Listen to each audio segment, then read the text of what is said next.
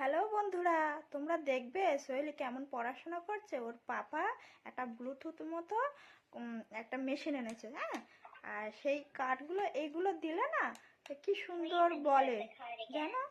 আর এগুলো সোহেলি একা একা কেমন করে খেলছে দেখো, আর একা একা কথাগুলো কেমন করে বলছে তোমরা দেখবে। আচ্ছা তোমাদেরকে দেখাচ্ছি, দাঁড়াও।